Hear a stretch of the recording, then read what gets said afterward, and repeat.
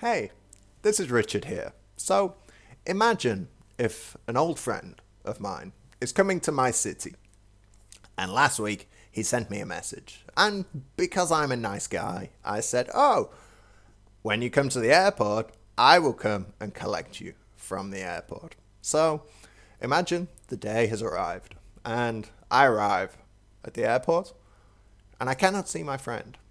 So I call him, and I say, where are you? And he says, I'm in the airport. Or he might say, I'm at the airport. Well, that might be a little bit different because we use in and at in different ways when we're talking about place in English. So today I want to explain the difference of when we use in, when we use at, when we're talking about location. And it's really easy. So let's talk about in first. Now we use in four main ways. Number one, to really be precise and say I am 100% inside that place. So for example, if my friend says I'm in the airport, that is 100% sure he is in the terminal of the airport. He's not smoking a cigarette outside. He's not next to the taxi rank. He's not in the train station of the airport. He's in the terminal building. So 100% inside.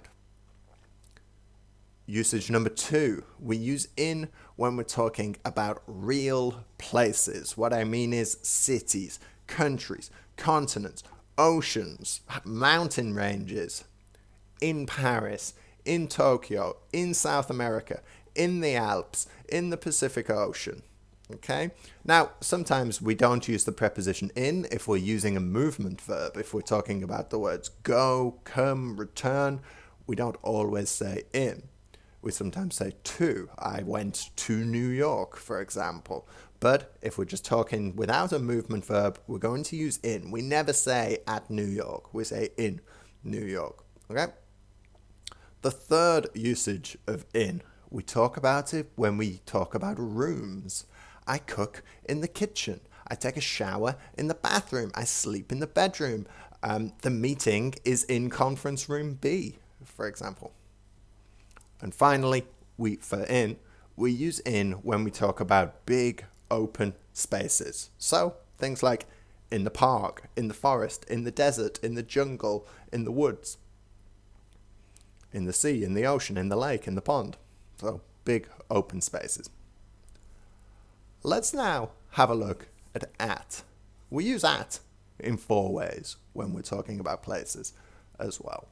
Firstly, we just mean general location. So going back to what we talked about at the beginning of the video, I'm at the airport. Well, maybe I'm inside the terminal building.